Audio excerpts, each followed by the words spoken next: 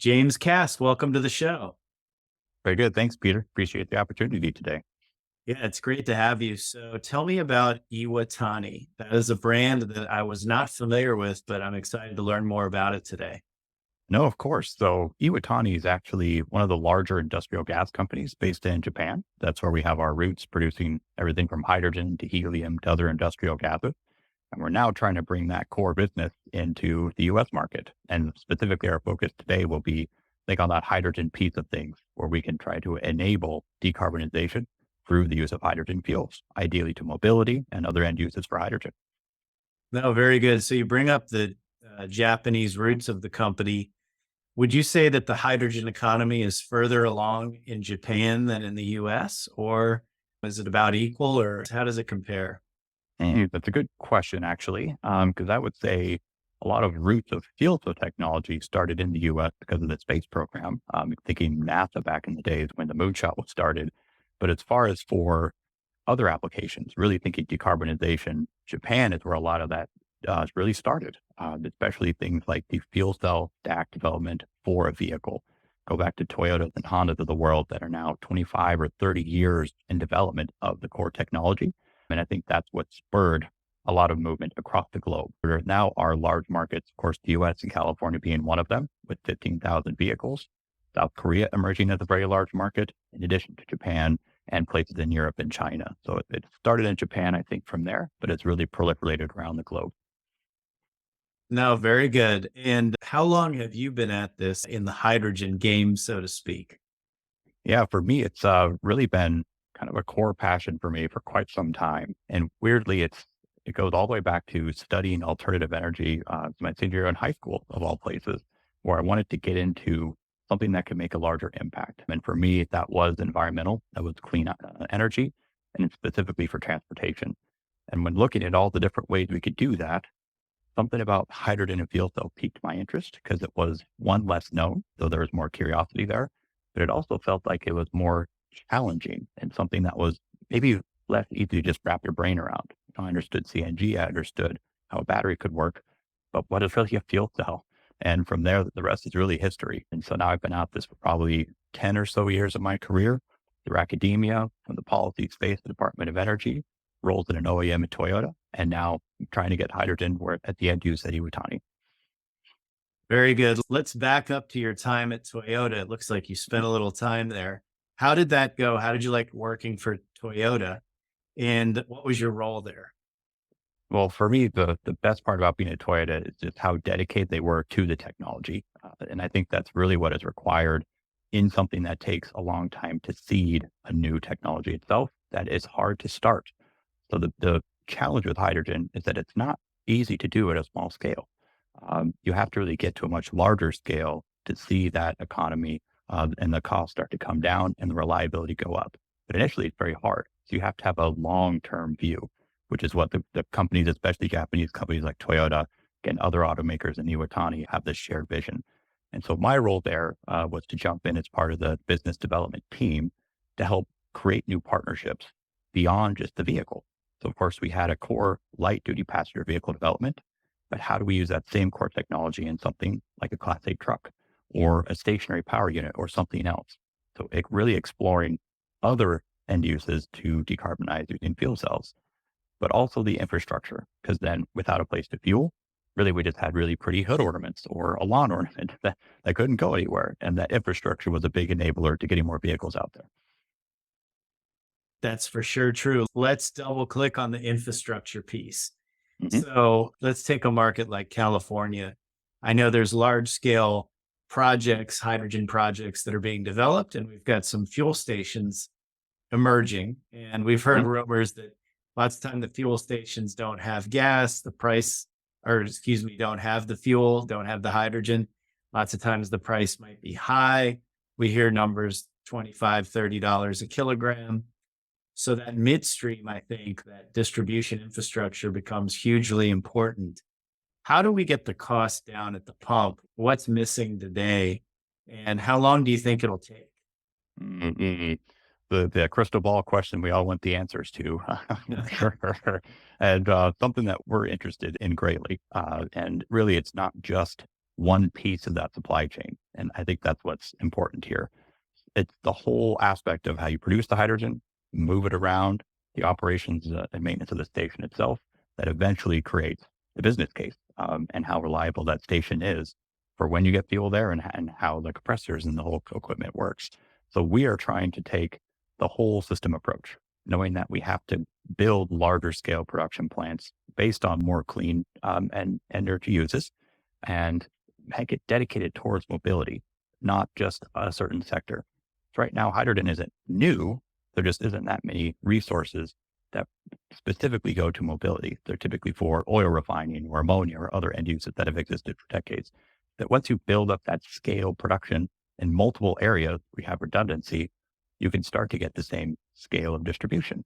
And when you have more regular distribution closer to where your end use is, once again, you can do that more efficiently with less capital, and less people, and more effective. And that all brings down your cost as well.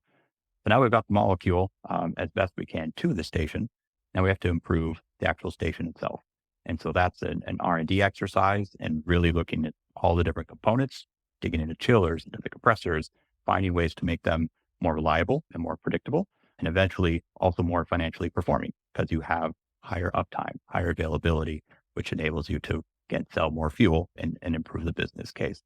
But if you only tackle one of those, you're only doing some of it. So you have to kind of take the whole value chain, boil all the components down to the nitty gritty details, and figure out what are the real problems to be solved. And that's what we're trying to do with many partners across the value chain.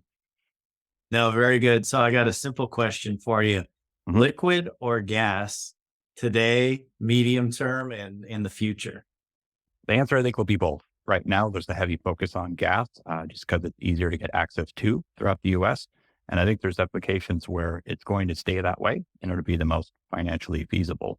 But really, it's a simple math equation. There's nothing inherently better for the midstream just on the surface. It really is, what does it cost?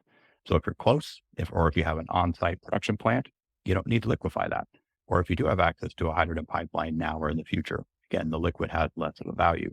But I think you will see a huge role for liquid at some larger scale applications, because you can start to locate large decentralized production further and further away from your demand hubs and still bring it in cost effectively, because that energy density is that much higher than a compressed gaseous fuel. So we certainly believe that you need both of them. Not one is the only right answer for everything. And what may determine some of that is how it needs to be stored on site and at the vehicle. If Class 8 trucks are using liquid on board, obviously that'll create a huge new market for only liquid hydrogen, because you have to put it on the vehicle. Same for marine or other maybe large scale applications. Interesting. So it'd be amazing to see a Class 8 truck with liquid on board. What's the advantages of liquid? Mostly it's just energy density. So, and that translates into greater range. So you'll see a lot of the trucks today that are using high pressure compressed gas, about 700 bar, maybe 300 to 500 miles of range on those trucks. But you have other folks, namely the Daimler consortium is cell-centric, and others looking to get to 700, 800, even more miles by putting liquid on board that vehicle, because it takes up less space to be able to get more fuel on that truck. Makes sense. And so if you get to 800, 1,000 miles on of range, does that start to get to cost parity with diesel, or is that still a ways off? Well, the range itself isn't what immediately impacts only the cost. That really impacts how often you need stations located and how close to each other. Of course, there is the element of downtime of an actual operator. They don't want to be feeling, every few hundred miles if they can avoid it. They're used to those long distances where they take a break, only basically as required by law sometimes, every few hours for their breaks. But what it does is it helps you improve the infrastructure development itself. And that's what will bring down the actual cost of the fuel going into the truck, but not necessarily inherently because it's liquid versus gaseous. Gotcha. So the infrastructure costs come down. What's a big barrier today or a big challenge when it comes to this infrastructure? Could be related to liquid. I know it has to be really cold, right? To deal with liquid. Is that the biggest barrier? What other barriers exist?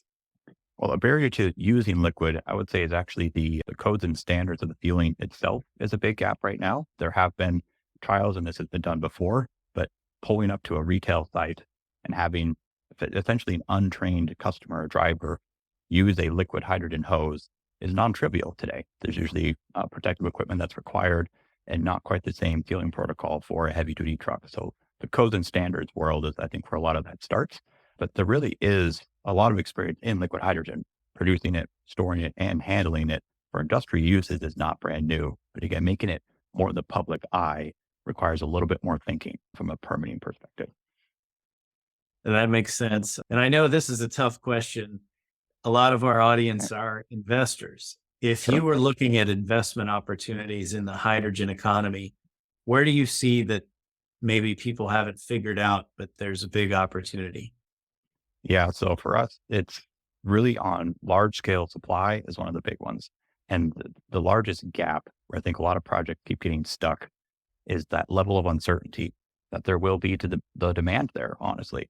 Now, there's starting to be stronger signals, both from the fleets or from policy, namely like the Advanced Clean Truck and Advanced Clean Fleet in California, essentially mandating these large truck OEMs to make them and the large fleets to actually buy a zero emission vehicle. So that's effectively bankable from a lot of respects. But current, and hopefully that'll go to other markets. But still, you're making, multi-$100 million investment for a very large plant that'll operate for 20 years. If it's uncertain where that demand's going to come from, that's obviously a big challenge. So I think what we're all looking for as an industry is how do we come together and kind of lock arms, literally, to understand what our plans are. If there was infrastructure there, how many trucks and vehicles could be sold? How many fleets would be interested in them? And it's hard to kind of put people's minds and paint that picture without them seeing a network across the US of, hundreds of stations. But that's what you have to get comfortable with, I think, to really justify the large scale investments of today. Understand. Yeah. And we look to finance some of these large scale projects. So I totally know what you mean. In your mind, what is a large scale project? Mm, In maybe today and in 10 years, what's a large scale project? Maybe in terms of tons a day hydrogen. What do you think mm. the California market can support? For me, large scale, definitely once you get to a 30 ton per day site, that's when you really get to basically what's a very industrial looking plant and the scale where you can make a liquefier at about that level and make it economically. So definitely anything bigger than that, up to multiple hundreds of day, of course, then you're just getting larger. As you go smaller than 30 tons, it starts to look sometimes a little bit different. 20 is still quite large. 10 is maybe more of like kind of a bit of more of a demonstration scale if you're looking decentralized large plant and eventually getting down to, the 1 to 10. That starts to look more kind of like a regional production hub, maybe a way to test out new technology or enable just kind of a couple of fleets in one local area. But again, I think you can see value in both approaches, kind of large scale, further away, 60, 90, 100 something tons, all the way to that nice 5 ton a day electrolyzer or something near a main demand hub where you can move around as gaseous hydrogen. So I think you also noted potential demand to the mobility market. Was that the second part of the question there? Yeah, I'm curious to know maybe in the future, Mhm. does it just continue to get bigger and bigger, Mm, or are there maybe more production facilities? Because I know there's a cost to transport. mm, So there's some people that say it's going to be a hub and spoke model. Maybe there'll be a big hub and then a storage hub, and others say no, it's going to be a distributed production hub. I've even seen technologies where you actually produce at the station. So mhm. we've seen all sorts of different theories around what's the right approach. Mm. Yeah, I think most folks want to just say there's one silver bullet, right? We should just do this and do it everywhere. But the world of hydrogen is eminently flexible. And that's why different instances really do work. There are areas where making it right there on site at a large, maybe truck stop in the middle of somewhere where there's not much other demand. It's a great spot to put on site production, 5, 10 tons a day of production right there. Other areas, you should go put 100 tons a day and move it into the ports of LA and Long Beach, as an example, from 60, 100 miles away. You're definitely going to see both emerge. Very good. And other than California in the US, are you forecasting legislation to drive other markets to emerge and be important? I do, and there's a few things here. Some is more mandates and legislation, basically following what's being done in California and then being replicated. think to the light duty ZEV states, same idea, now doing the same thing with heavy duty, but also looking to incentive support side of things, namely like through the federal government today with the hydrogen hubs funding, with the production tax credit, no matter where you're producing in the US, helping bring down that cost of production for cleaner and lower carbon solutions for hydrogen production. So what you'll start to see is markets where both exist. If California or the state of Washington or the Northeast, where there's strong policy drivers, both incentive and mandates, also are coming with this large input of money, really to jumpstart the market at a scale that is much more sustainable. Adding $1 billion to create new projects. And I think that requires actually 50 to 100 tons per day per hub really sparks a market that doesn't currently exist. But the beauty of that too is it can be done in areas where there's not the same policy environment. You could do things in the Midwest or in the South or in Texas where the landscape is just different, but you can still create a very interesting market. And once you have all these hubs, maybe it's 6, maybe it's 10, you can really start to visualize connecting them and actually having a national network of hydrogen stations. It doesn't take a ton of strategically placed heavy duty sites with the capability to do light duty. You can picture basically your truck stop everybody could go to today. And all of a sudden you've created a national roadmap where any fuel cell vehicle can effectively go to any major route across the states. Interesting. So, how about colors, right? We hear all about the different colors of hydrogen. In terms of producing hydrogen, do you favor one type of production over another? Do you think there's going to be a multi-tiered approach? And maybe tell us about some hydrogen production method that is not so obvious that we haven't heard of everywhere. Mm-mm.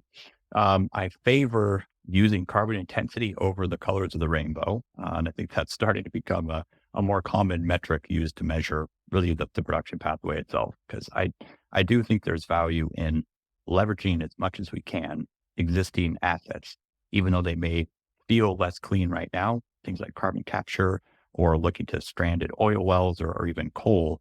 There's ways to turn that into a more helpful fuel to get into a zero emission vehicle and still have a much lower carbon footprint than basically producing energy any other way. So I still do think there's need for flexibility there, including things like nuclear or others.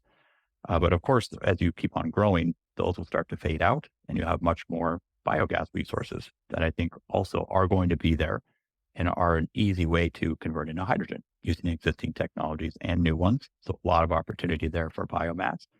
And then finally, of course, to electrolysis, whether that's the grid electricity that we have today or 100% renewable wind, solar, and others. So it's, again, a very interesting balance, conglomeration of old and new technologies that'll all be there. And some of them are kind of different. So I'll just highlight maybe one project that's actually right now in the port of LA and Long Beach that we call trigeneration, because it's still a fuel cell, although a high temperature fuel cell that can take a natural gas or a biogas stream into the fuel cell, but it produces 3 actual useful outputs in the name of hot water, power, and heat, and hydrogen, sorry. So the hot water, power, and hydrogen. And so this will produce multiple megawatts of clean power, over a ton of hydrogen per day, in addition to water that will actually be used for the car wash there on site, collated with the Toyota facility. So there's unique projects out there that can meet more than just kind of one need. In that case, almost creates a little microgrid in this case. That's interesting. Is that fuel cell, is that a special technology or are they adapting an existing fuel cell technology to a new use? So this is the company's Fuel Cell Energy, and their focus is mostly on molten carbonate fuel cells for this particular application. So they've used it to be only a power producer in other projects, but this is kind of the first one at scale where they'll actually take a slipstream and purify that hydrogen. Normally it would just recirculate and maximize power output. But again, looking to think creatively on how to leverage the technology to help mobility market in hydrogen. That is creative. You said it's called Fuel Cell Energy, the name of the company? That's right. Yep. Okay, great. So we'll have to look that up. James, what else do you think the audience should know that they're maybe not aware of about the hydrogen economy? What should people be paying attention to? Mm. I think the first one, and this really depends on where you are, but a lot of folks in other markets, even in the US, aren't aware that there is already a market of these vehicles. So as an example, I drive a Toyota Mirai fuel cell vehicle essentially every day. In fact, I have two in my driveway right now as we speak. So there's a real market, real customers that are not just your first early adopters and your trailblazers, but it's starting to reach that tipping point of people that really just get it because they like the car, how it looks, or they like how it drives, or the deal they were able to get. And I think in general, that's an interesting signal broadly to the industry that we're almost there. We've been growing, it's proliferating, there's stations, but it requires a lot of help, attention, and support really right now to get it over that hump because it is starting to stall a little bit and slow down. We're stuck a little bit in that valley where incremental change isn't enough to keep us moving forward as fast as we need. So my main advice here is to really be thinking bigger now, even though the risk feels greater.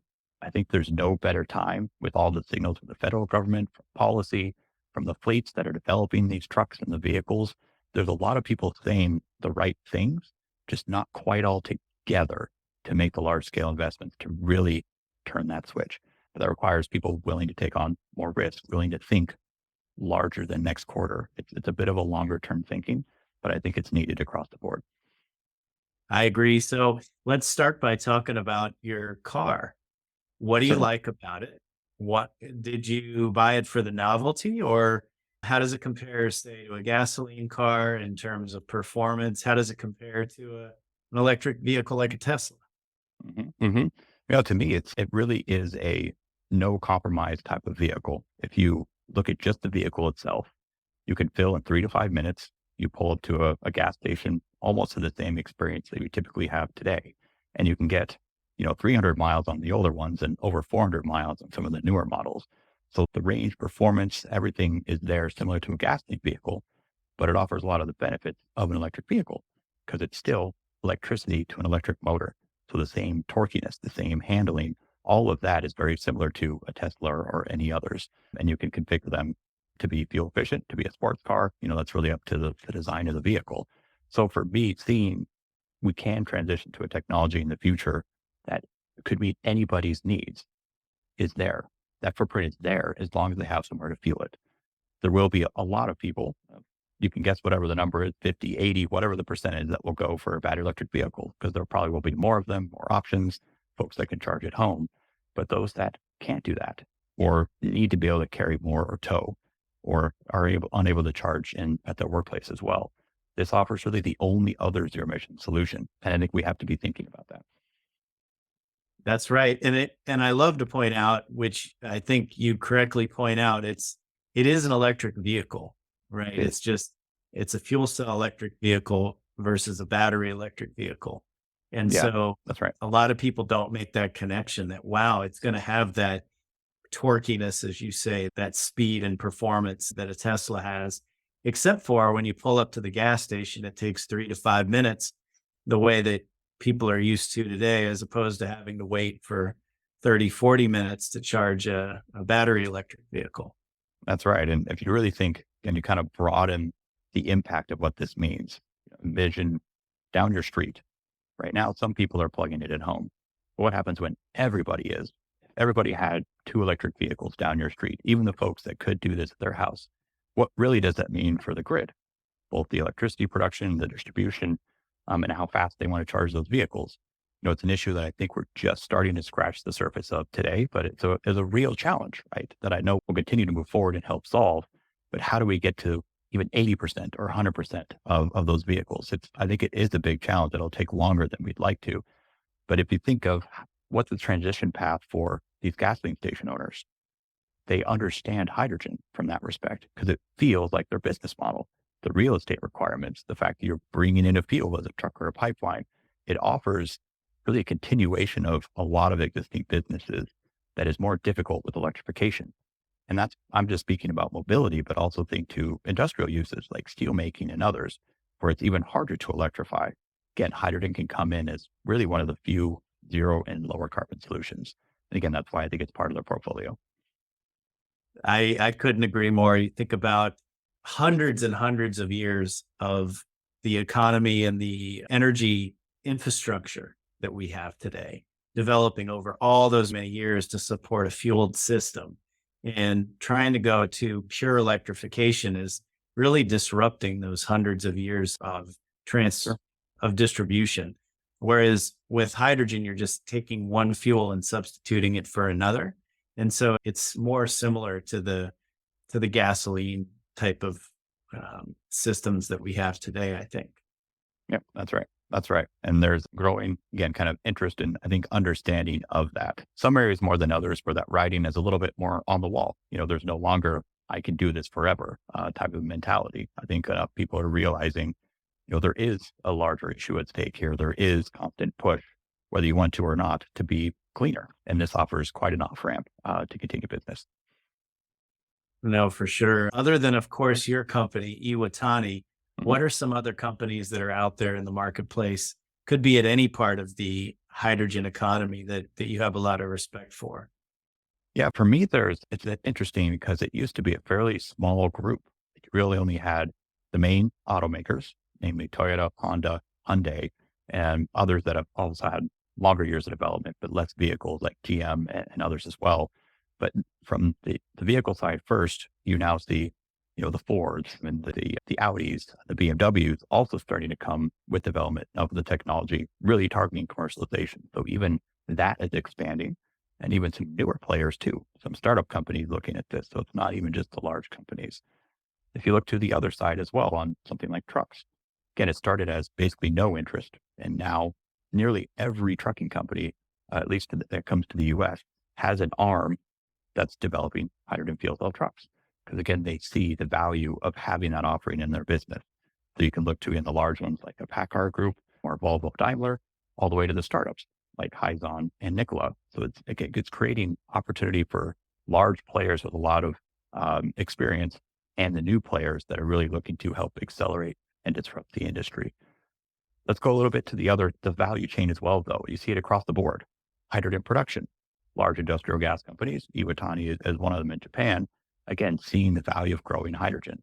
But the amount of startup companies and smaller groups also saying, I can do this. I can go and buy an electrolyzer, manage this is an astounding number of people that you hadn't heard before because the interest in the technology and the industry is starting to show up. And eventually to the station where you've got even the large energy companies today, the Chevrons, Exxons, Shells, really leaning in, BP as well, at least in the US and others globally, seeing this as a way to can kind of grow their business and all the experience they have in hydrogen. So I know it's hard to say we love, what would you think at big oil, they can really bring a lot to the industry because they have safety practices, they have scale, they have long-term vision. As long as they're able to jump in and help with that, they can help us get from where we are today to the at scale network that we need to get to. I couldn't agree more. And I keep agreeing with you on all this stuff. It actually You can makes me stop doing feel that good if you about, want. yeah, it makes me feel good about myself because I'm not a technical person. I'm a finance guy. And I've been looking at this market for some number of years. And to now see the real technical horsepower that it's going to take to make it happen, start to coalesce around this vision is really amazing. So, Mhm. James, it's been great having you on today. Could you tell the audience how they might be able to get in touch with you? No, of course. So if you want to reach out to me, I'm pretty easy to find on LinkedIn. It's just James Cast, I believe. You can search my name. And if you need anything else, I'm happy to connect and discuss more from there. James, it's been a pleasure. This has been James Kast with Iwatani on Energy Superheroes. Thanks for being on, James. Fantastic. Thanks so much, Peter. Thank you all.